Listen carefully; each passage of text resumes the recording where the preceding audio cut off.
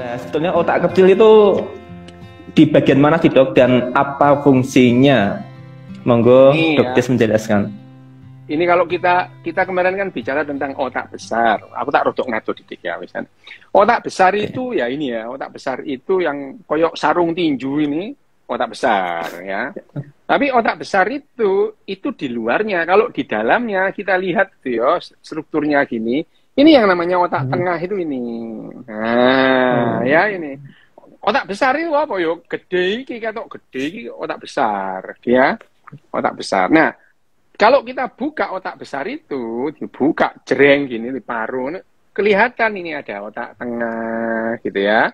Otak tengah itu apa isinya? Itu kalau kita bilang kemarin kita bicara ya, itu ya namanya limbik sistem limbik, ada emosi, melibatkan emosi di situ gitu ya, itu sini otak tengahnya gitu. Jadi otak tengah itu ada di dalam otak besar tadi. Nah, kalau dipreteli mana? Dipreteli. Nah, baru kelihatan ini ya. Ini otak tengahnya ini. Ini otak tengah. Namanya nih. Ini otak tengah, dipreteli tadi dari otak besar, dipreteli kelihatan otak tengahnya ini.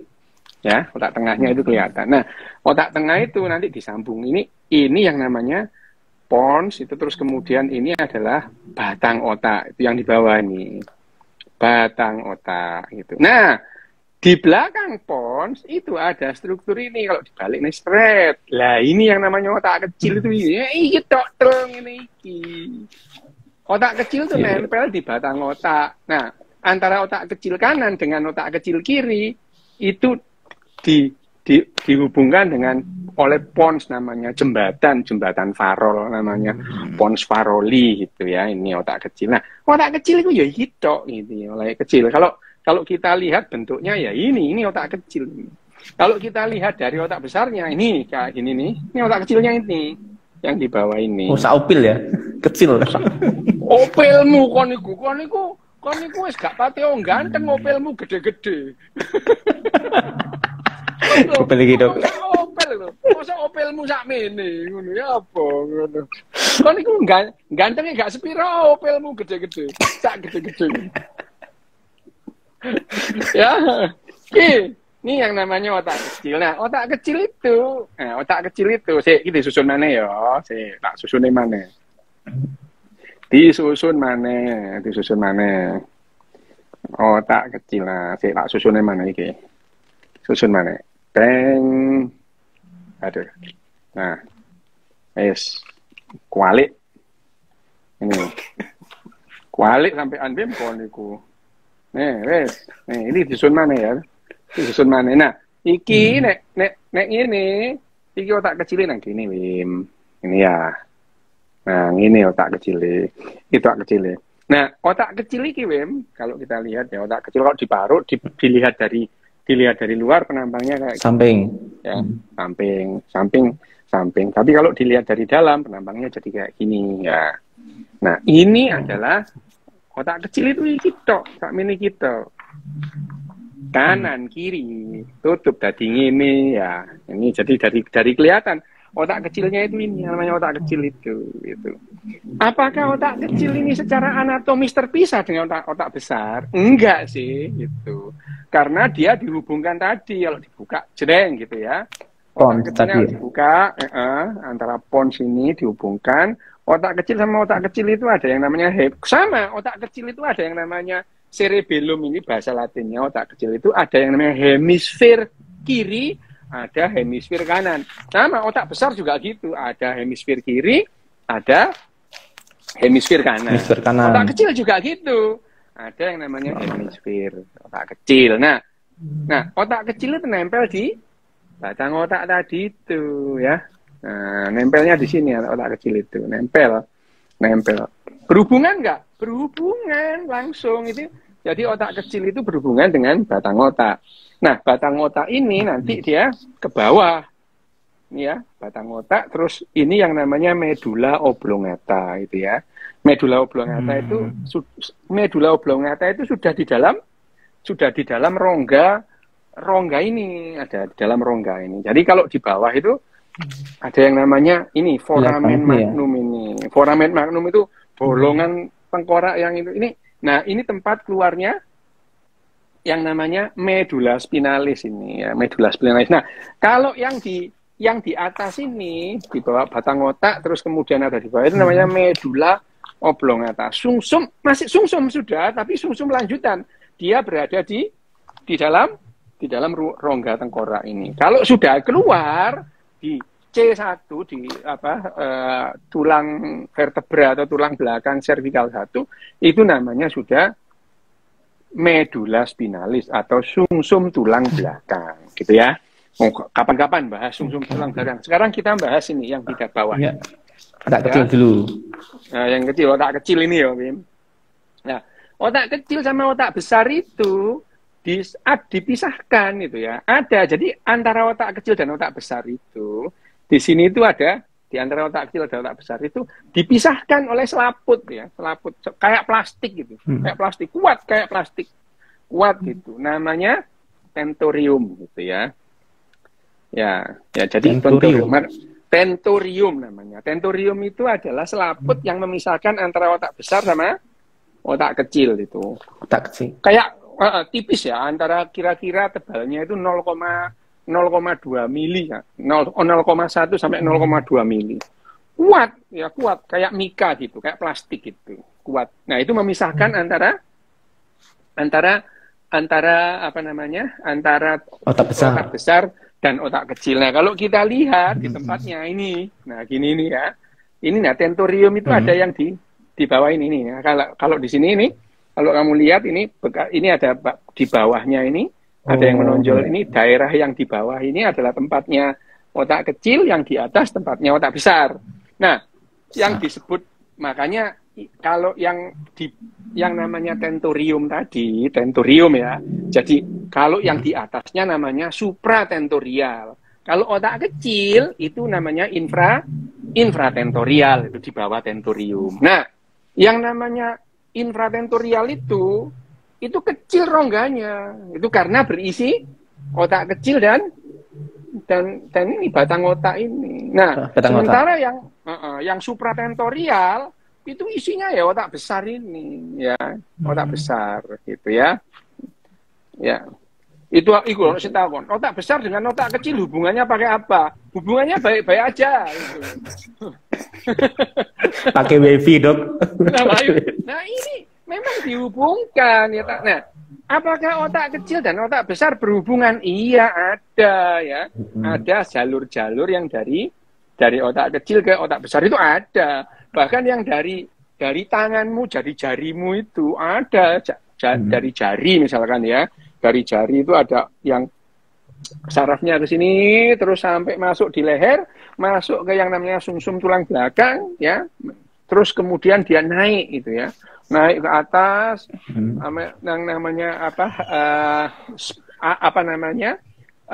kortikospinalis sampai di sini. Nah, ada kortikospinalis, ada kortikobulbaris, ada dari korteks ke bulbar, ada yang namanya dari kortikoketalamikus, ada spinoketalimicus. Jadi yang namanya otak dan saraf itu memang semua saling berhubungan gitu ya. Saling berhubungan. Jadi otak kecil ada nggak hubungannya sama otak besar? Ada gitu. Ada, karena fungsinya. Akhirnya kalau kita tanya fungsinya, terus apa fungsinya otak kecil di sini itu? Kalau otak besar kan kita kemarin sudah bilang ada daerah yang merawat atau memelihara motorik gitu ya, pergerakan. Ada yang memelihara sensorik, perasaan. Ada yang memelihara atau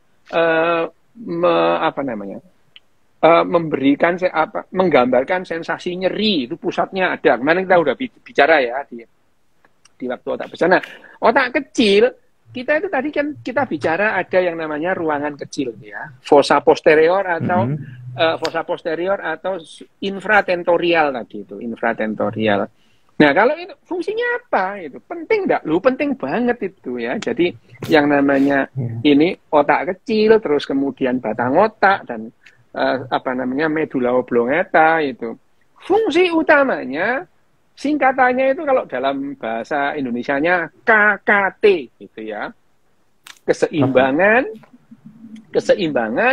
koordinasi, dan yang namanya tonus otot. Jadi ototmu itu, kau pernah ngerasain kram enggak? Kram, kaku tegak. Pernah. Ya. Nah, ketegangan itu harusnya tidak ada. Nah, yang mengatur harusnya otot itu keras atau tidak, yang ngatur itu ini. Otak kecil ini ya.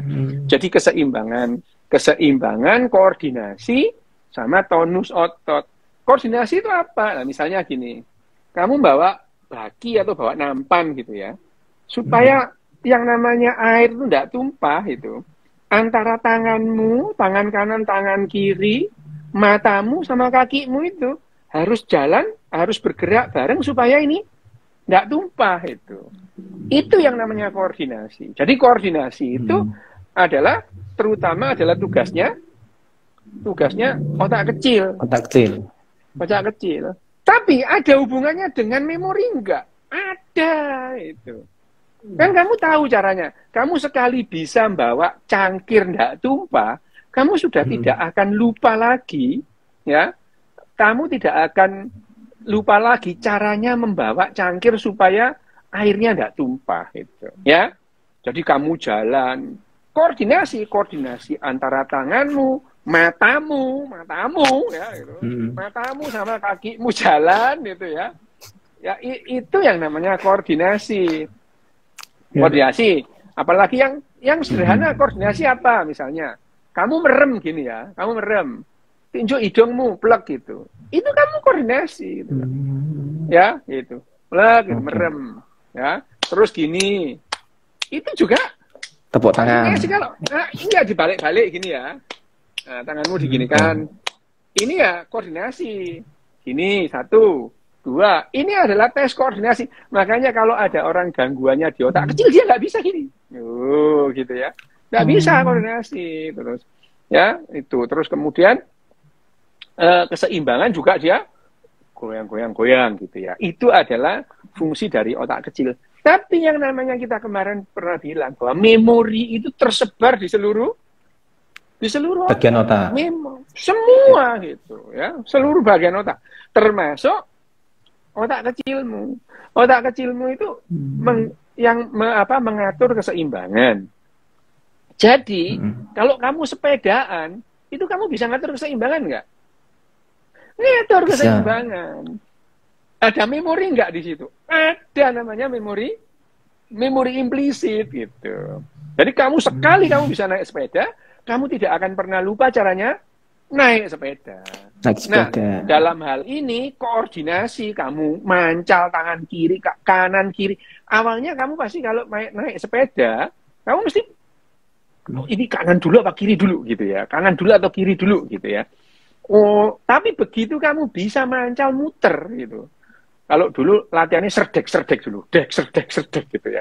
Tapi begitu kamu bisa muter ya, itu udah otakmu ingat gitu. Otak kita bisa ingat, bisa secara implisit bisa ingat bagaimana caranya ngayuh sepeda. Kalau kamu ngayuh, tumpuan kanan harus berat, tangan harus bagaimana. Itu sudah otomatis di otak diatur gitu ya. Nah, itu semua adalah perannya otak kecil. Koordinasi dan keseimbangan. Terus keseimbangan dan koordinasi. Lah terus di sudut juga ada yang namanya tonus otot. Bagaimana kamu ototmu harus tegang pada saat mancal, pada saat naik ototnya relaksasi, gitu ya. Tonus otot. Jadi tonus otot itu juga diatur oleh ini bagian yang tulang otak kecil, batang otak dan pons tadi, atau yang disebut organ-organ infratentorial atau organ-organ fossa posterior gitu ya. Nah itu, jadi yang namanya otak kecil fungsinya apa? Tadi fungsinya 3 KKT, tapi otak kecil itu juga terlibat dalam memori gitu. Jadi kalau misalnya memori juga gitu. Nah kadang-kadang ada orang kalau misalnya tidak jarang kalau ada orang gangguannya itu stroke di batang otak gitu. Emosinya juga terganggu. Loh, Emosi kok di otak? Oh iya memang gitu ya. Kok di batang otak kok emosi? Bukannya emosi itu di otak tengah ini gitu ya. Hati. Otak tengah, otak tengah. Otak tengah kan ini emosi itu ada amigdala, ada yang namanya hipokampus itu ya. Limbic system. Bukannya di sini. Tapi jangan lupa ini tuh semua terintegrasi ya itu. Ya, jadi ini. Jadi misalnya kalau kamu sedih gitu ya, kamu sedih atau kamu seneng deh, kamu seneng, kamu ketawa kan? Kamu ketawa. Ketawamu itu mengaktifkan otot-otot wajah gitu, senyum, gitu. Rahang gitu ya, otot-otot wajah, ketawa gitu ya. Nah, itu kalau kita terus kemudian terjadi gangguan di batang otak ini, di mana yang namanya otot-otot wajah itu pusatnya juga di batang otak ini, otot-otot wajah kita ini. Nah, otot-otot wajah itu pusatnya, nukleusnya itu ada di batang otak. Batang otak. Ada yang namanya saraf nomor 1, nomor 2, nomor 3, nomor 4, itu di sini semua, sampai 12 ya. Kalau di saraf kepala itu ada 12. Nah, itu saraf kranial itu di batang otak. Itu ada 12. Nah, pusatnya di sini. Makanya ada orang yang seneng, tapi begitu mau ketawa, dia jadinya nangis gitu. Nangis. Dia seneng gitu ya. Dia seneng. Tapi mengekspresikan senengnya itu, dia nggak bisa gitu. Jadi begitu dia seneng mau ketawa, yang keluar nangis. Orang lain bingung. Ini seneng kok. Ini sebenarnya sedih apa seneng gitu. Nah, itu yang menyebabkan yang namanya otak kecil, batang otak itu tadi secara emosional karena dia langsung berhubungan dengan otak tengah ini. Kalau terjadi gangguan di batang otak itu dan otak kecil itu tidak jarang dia memberikan gangguan ekspresi emosi gitu. Karena ekspresi emosi itu juga melibatkan yang namanya koordinasi dan keseimbangan gitu. Ya. Nah, itu. Jadi fungsinya tidak ada yang lebih penting, semuanya penting gitu. Semuanya penting. Jadi otak besar, otak kecil itu semuanya penting, tidak ada yang lebih penting karena mereka itu ya yang namanya otak besar dan otak kecil itu tumbuhnya secara evolusioner saling melengkapi gitu. Ya, kayak kota itu, kalau kota Jakarta itu, lebih penting mana? Pintu air atau yang di belakang? Semua sama pentingnya itu. Semua sama penting. Dalam kota itu semua sama pentingnya. Penting mana? Pintu air sama tempat pembuangan sampah. Loh ya sama pentingnya. Karena dalam perkembangannya mereka akhirnya semua itu terkoordinasi, bekerja bersama-sama. Jadi misalkan keseimbangan.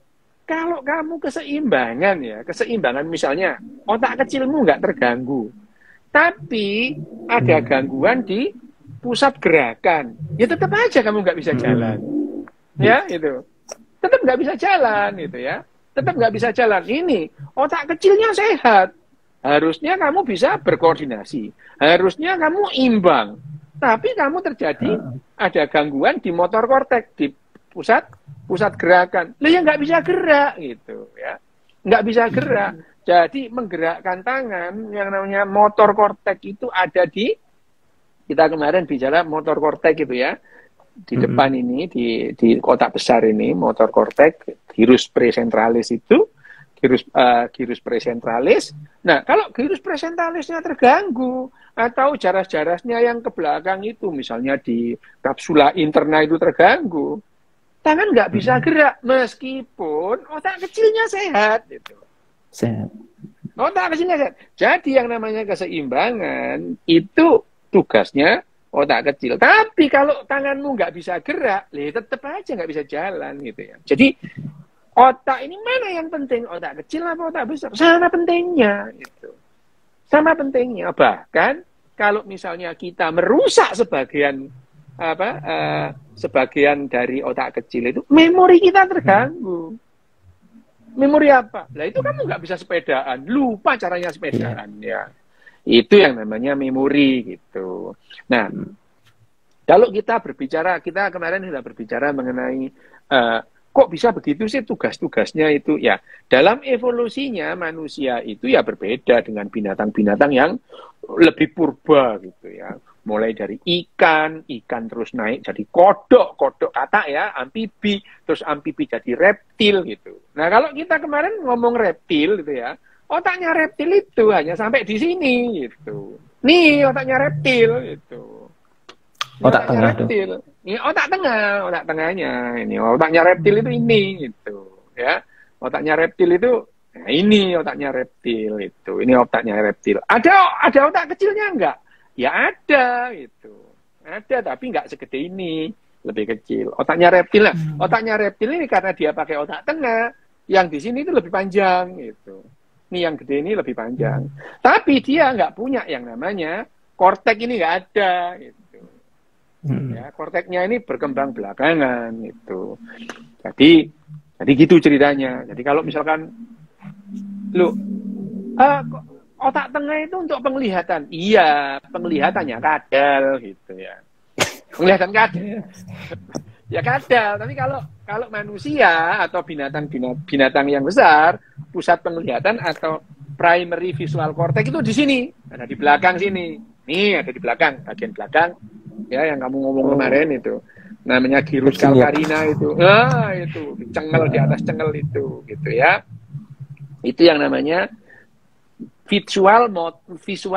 primary visual cortex. Tapi sekali lagi yang namanya penglihatan tidak hanya melibatkan primary visual cortex, melibatkan juga emosi, melibatkan juga ini otak kecil ini.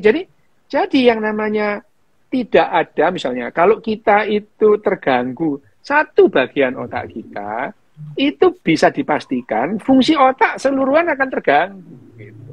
Ya, misalnya ini tadi ya, kalau kita ngomong nih otak, nih ini otak besar, ada otak tengah. Seandainya terjadi gangguan di sini, ya semua akan terganggu gitu ya. Fungsi otak kita akan terganggu, tidak seperti biasanya gitu ya. Nah, ini toto mana dipreteli, ditoto mana koni gitu. Ada dipreteli, ditoto mana gitu. Nah, itu fungsinya otak kecil. Nah, otak kecil. Nah, tadi itu ada yang ngomong dengan rapid eye movement. Rapid eye movement itu adalah fase dalam tidur. Tidur itu ada 4 fase. Fase 1, fase 2, fase 3, fase 4 gitu ya. Jadi kalau orang itu mau tidur ngantuk, itu dia masuk fase 1. Masuk fase 2, masuk fase 3, masuk fase 4. Nah, dari fase 4 itu dia kembali lagi ke 3, 2, 1 gitu. Itu gitu ya. Satu siklus itu antara 30 sampai 45 menit gitu. Ada orang yang cepat, ada orang yang lambat gitu. Nah, kalau kamu tidur 8 jam misalnya, berarti berapa siklus itu? Ya 8 sampai 9 siklus, bisa 10 siklus itu. Nah, antara satu siklus misalkan yang namanya tidur fase 1, fase 2, fase 3, fase 4, terus waktu balik lagi, begitu mau mulai lagi fase 1, nah, itu ada yang namanya fase REM, itu rapid eye movement itu. Kenapa disebut rapid eye movement? Iya, pada saat itu matamu gerak-gerak sendiri, gitu. Rapid eye movement cepat itu ya. Itu. Jadi, apakah rapid eye movement itu melibatkan otak kecil? Iya, itu. Iya, semua gerakan akan melibatkan itu karena yang namanya tonus otot itu diatur oleh otak kecil. Jadi kalau tonus ototnya termasuk otot-otot bola mata, gitu. Otot bola mata. Bola matamu bergerak itu ada ototnya, ada otot yang di atas, ada yang di bawah, ada yang melingkar gitu ya. Jadi kamu ngelirik itu ya, ngelirak-ngelirik itu digerakkan oleh otot-otot bola mata yang disarafi oleh 3 saraf itu. Saraf nomor 3, nomor 4, dan nomor 6 gitu. Itu yang namanya tidur. REM. Jadi kalau misalkan tidur ya REM. Nah, REM pada saat REM itu kamu mimpi gitu. Jadi orang itu setiap hari mimpi enggak kalau tidur? Iya, itu. Kamu tidur itu mimpi. Hanya saja orang itu hanya sedikit mimpi itu yang diingat pada saat bangun gitu ya, hanya sedikit itu. Hanya sedikit hanya sedikit mimpi itu yang diingat orang. Gitu. Jadi ya setiap hari mimpi. Iya, pada saat fase REM itu orang itu mimpi gitu ya. Bukan hanya orang, kucing juga mimpi gitu ya. Mimpi gitu. Jadi mimpi. Jadi pada saat fase REM itu orang itu mimpi. Hanya saja mimpi yang diingat sampai saat bangun itu hanya sedikit. Rata-rata kurang dari 5%. Bahkan ada orang yang tidak pernah mimpi sama sekali itu ya ada. Ada itu. Ada orang yang pernah mimpi. Loh, nah, ini, aku mimpi. Ini orangnya ini. Dan mimpi. Mimpi. Tapi mimpiku itu hitam putih. Hitam putih. Mimpiku itu hitam putih. Jadi aku kalau mimpi. Kok bisa, Dok? Loh ya, orang itu mimpinya beda-beda gitu ya. Memang orang itu beda-beda itu. Beda-beda itu. Apa namanya? Beda-beda orang itu. Nah, aku mimpiku itu hitam putih. Jadi sampai sekarang itu kamu begitu hitam putih, aku tahu ini ngimpi nih, gitu. Iya, betul. Iya. Tapi dosen katanya nggak tidur, kok mimpi? Loh, bukan nggak tidur, tidurku juarang gitu. Bukan nggak tidur. Apa itu? Oh, juarang. Oh, iya. Juarang, jarang banget gitu. Jarang banget itu ya. Bisa 6 hari nggak tidur gitu. Tidur. Kalau satu siklus itu ya, satu siklus misalkan satu siklus terus kemudian pada saat itu REM. Nah biasanya aku terbangun itu pada saat mimpi itu gitu. Pada saat mimpi itu terbangun gitu. Karena itu adalah mau masuk fase selanjutnya. Gitu. Jadi tidur itu cukup satu siklus itu sudah cukup antara 35 sampai 1 jam 35 menit sampai 1 jam itu udah cukup gitu. Aku. Tapi ada orang yang tidurnya itu 8 siklus, ada yang 9 siklus, ada yang turunnya. Oh iya. Nah, ya karena otakku itu kan koslet ya, dari kecil ya gitu ya. Jadi aku ya tahu begitu aku merem gitu, aku tidur ya, ngimpi gitu. Aku tahu ini ngimpi nih. Soalnya hitam putih itu tahu gitu. Ini mimpi nih gitu. Kenapa hitam putih? Jadi enggak terlalu tak kan kalau hidup itu diseriusi. Begitu aku lihat gambar hitam putih, enggak usah serius-serius, ini mimpi gitu. Mimpi. Enak menduk. Enak ya soal ketahuan. Itu ya. Bakal ngompol. Nah, jadi itu ya, Wim. Jadi fungsinya terutama KKT tadi. Tiga tadi. Koordinasi, terus kemudian keseimbangan sama tonus otot. Nah, otot. Jadi yang mengatur otot itu bergerak, kapan otot itu harus kendor, kapan itu enggak, itu ya. Bekerja sama, berkoordinasi dengan pusat motor yang ada di sini. Jadi kakimu gerak itu dari motor korteks. Tapi bagaimana tonusnya diatur, keseimbangannya, terus koordinasinya itu diatur oleh otak. Jadi kalau orang untuk berjalan otak mana yang bekerja? Semuanya. Iya. Semuanya gitu ya. Jadi jangan salah. Kita seringkali salah. Oh, ini tempatnya menggerakkan. Tapi pada saat kita bergerak itu semua otak kita itu bekerja gitu. Otak kanan, otak kiri, semua 100% otak kita kerja. Nek ono sing ngomong manusia hanya memakai 10% per otaknya, itu itu lakban, cangkeme di lakban gitu. Iya macam Dok. Nek ono wong sing ngomong manusia, kalau ada orang yang bilang ada manusia hanya menggunakan otaknya 10%, paranono Wim. Kan no, Mas ya apa lek lambemu tak lakban ngono. Ngomong saenak-enakmu ae ngono.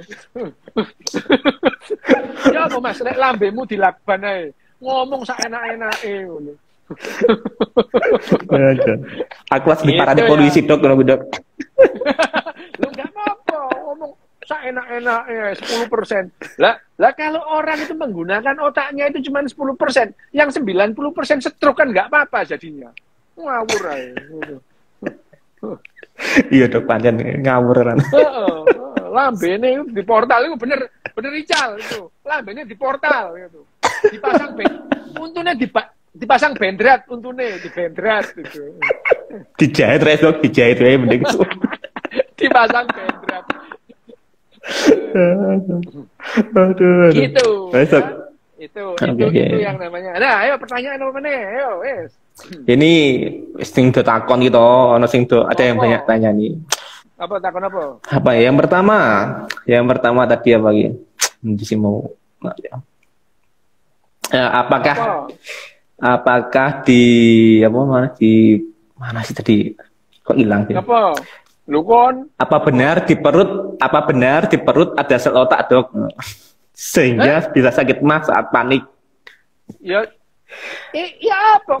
Gak ono. Sel otak ya nang kene rek ya apa nang perut kok sel otak is gak genah. Gini ya. Tapi gini bahwa di perut itu di perut ada saraf enggak di perut lo ada itu ada di perut ada saraf misalnya saraf dari saraf nomor 10 di otak itu namanya nervus vagus itu sampai ke perut itu ya itu sampai ke perut dari atas itu dari ini ada nomor ini di sini ini ada yang namanya ini tempatnya nervus 10 ini di sini ada ini. Nah, nervus 10 nervus vagus itu ya, saraf vagus, nervus vagus. Ini ke bawah ini. Turun ke bawah lewat sampai ke perut-perut, sampai ke seluruh semua yang namanya ususnya, usus kecil, usus halus, usus besar itu. Saraf nervus vagus itu sampai di situ. Bahkan nervus vagus itu mensarafi yang namanya pembungkus perut yang namanya peritoneum itu. Nah, nervus vagus itu apakah itu bagian dari otak? Bukan, tapi itu yang menghubungkan perut kita ke otak gitu. Apakah perut hanya disarafi oleh itu? Enggak, banyak saraf yang ke perut. Ada yang dari sistem otonom, ada yang dari sistem yang somatis itu ada sistem otonom. Nah, apakah hubungannya kalau misalkan perut kita sakit terus kita kok jadi bingung, kebalik gitu. Kamu bingung dulu baru perutmu sakit gitu. Ya. Well, itu kalau kamu cemas banget itu perutmu sakit. Tapi kalau misalnya makan lombok ya, sakit mah kamu pusing juga gitu. Gitu ya. Gitu. Jadi kalau orang itu misalkan ada sakit di perutnya terus kemudian otaknya jadi kacau. Kenapa? Loh iya, pada saat perut itu sakit gitu ya. Jadi perut sakit itu yang namanya sistem parasimpatisnya itu bekerja, sistem parasimpatis ya. Jadi ada sistem otonom itu ada sistem yang simpatik, ada yang parasimpatik. Nah, kalau kamu sakit gitu tuh ya, itu simpatiknya itu yang sakit, parasimpatiknya sakit, mules gitu ya. Nah, kalau gitu, otaknya juga jadi terganggu karena apa?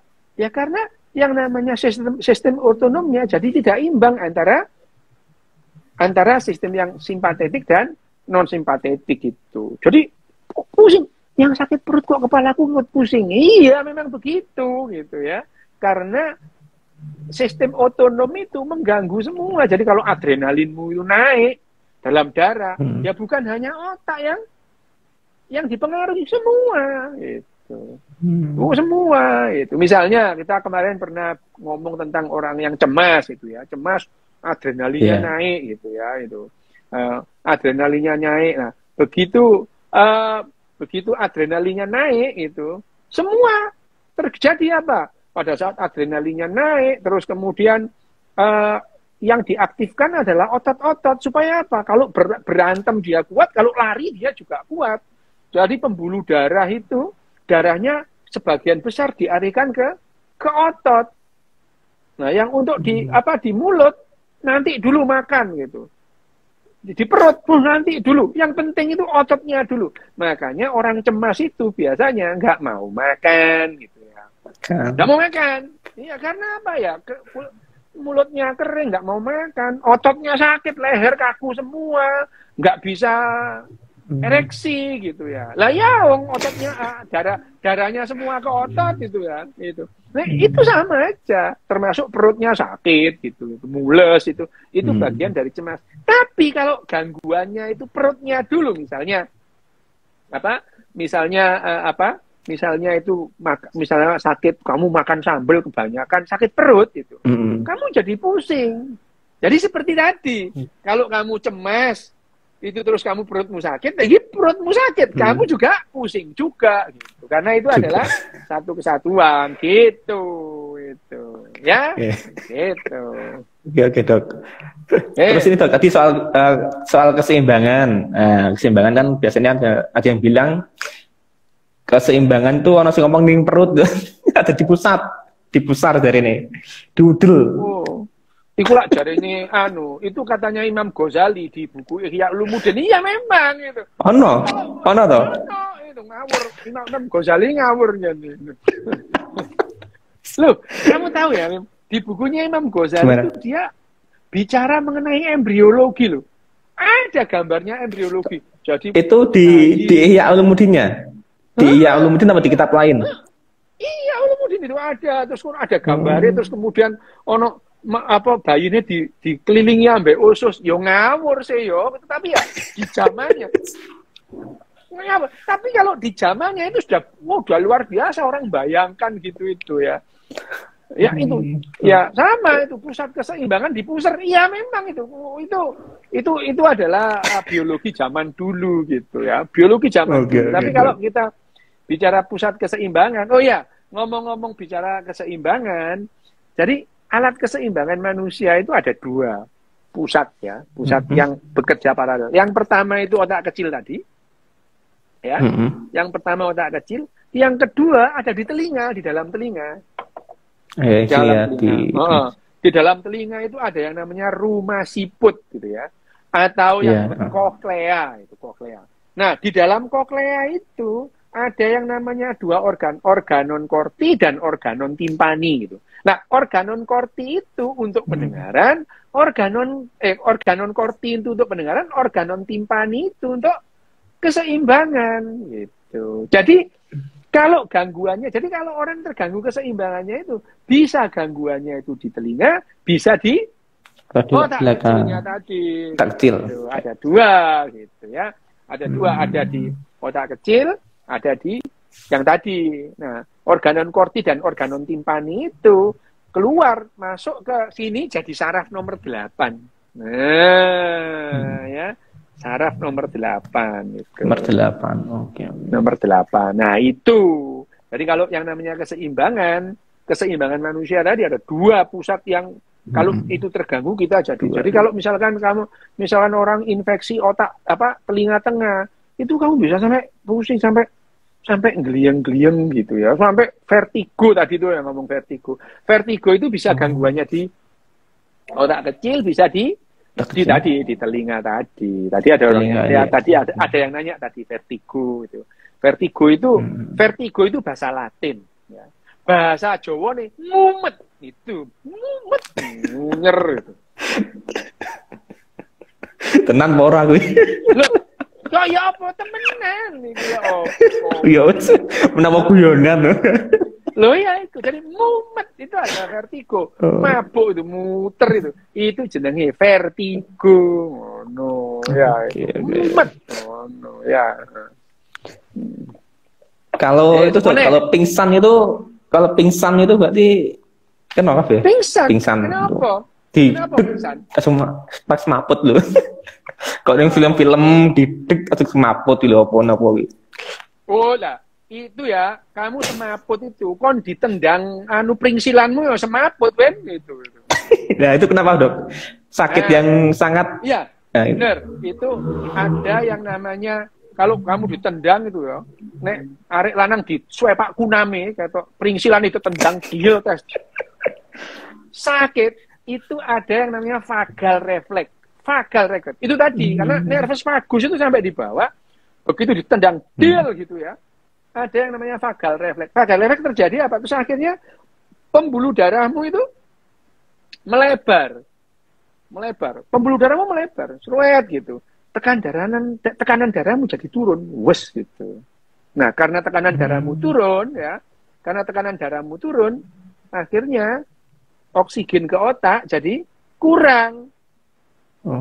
Semaput klepet ngono ya. Oke. Soalnya pernah dok sampai Gitu. pingsan aku dok. Nah, kalau biasanya pingsan, misalnya pingsannya kena apa? Upacara gitu ya. Geliang-geliang loh, semaput gitu. Namanya heat stroke gitu ya. Heat stroke itu panas, panas pembuluh darahnya buka, terus tekanan darahnya turun, semaput, blek ngono. Wah, wis digotong BPMR ngono ya. Sing gotong BMR ayu-ayu, kesenengan kon. Aku ora tahu dok, ora tahu semaput aku langsung. Ngerti ngono semaput aku. Lah jaremu mau kon tahu semaput itu ngono. Tibo dok, tibo. Oh, tipe. Oh ya, itu. Ya, ya. Itu juga misalkan orang kecelakaan itu, kecelakaan. Jebret gitu ya. Jebret itu terus kemudian pingsan. Habis pingsan beberapa saat kemudian bangun itu ya. Bangun itu. Kok nggak ada apa-apa gitu ya, itu namanya brain shock. Ya. Itu bisa gitu ya.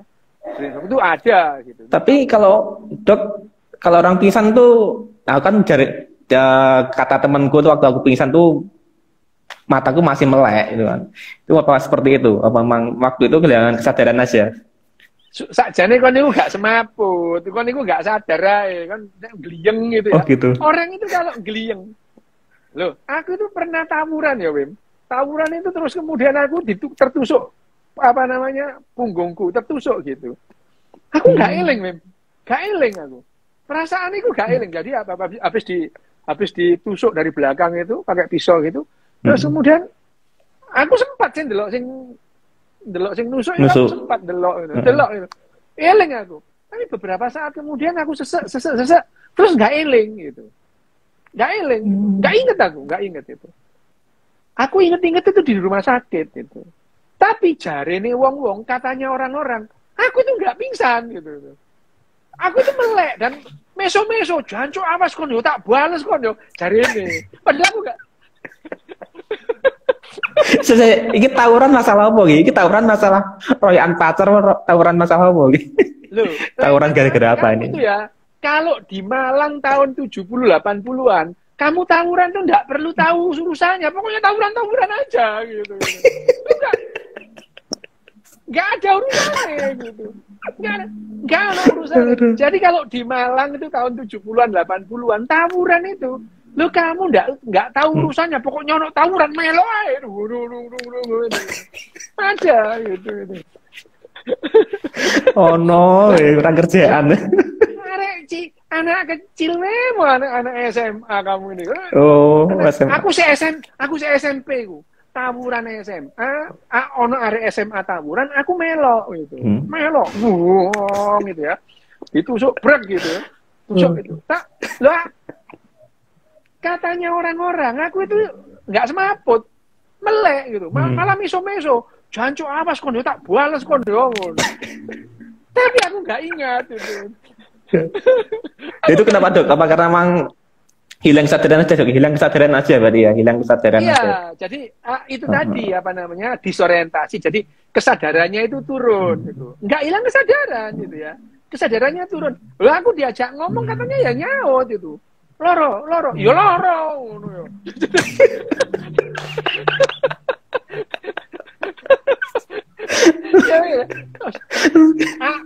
Aku ingat sudah di rumah sakit iki nang ndi gitu. Rumah sakit iki. Aku lama kok iso aku nang rumah sakit iki lha apa yo? Oh yo aku mau tawuran gitu ya gitu. Lah ya itu. Aduh no. Iya itu. Bagi masa lalu yang perlu di. Iya. Itu SMP. Oke, dok. SMP. Nah itu yang namanya pingsan itu ada yang semaput pun sampai nggak bisa gerak, ada yang kayak gitu. Itu sebenarnya nggak pingsan, cuman kesadarannya aja turun. Kesadarannya turun. Kesadarannya turun. Jadi dia nggak ingat. Ya itu tadi contohnya itu tadi. Cari ini uangku meso-meso sepanjang mulai lapangan itu sampai nang rumah sakit itu aku meso-meso. Jancuk awas kon tak bales kon yo ngono.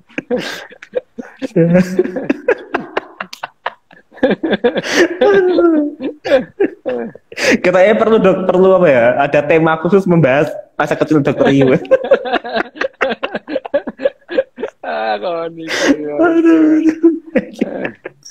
Oke dok. Pagi semasa jam dok. Waduh. Iya makanya. Diterus nomane kapan? Minggu ngarep. Oke dok. Oke siap dok. Makasih atas presentasinya hari ini. Luar biasa sekali ini. Ya, oke. Oke, Dok. Yes, ya. Ya, makasih sampai jumpa minggu depan. Terima kasih semuanya. Selamat malam, selamat bahagia untuk kita semua. Ya. Minggu depan. Ya, siap, Dok.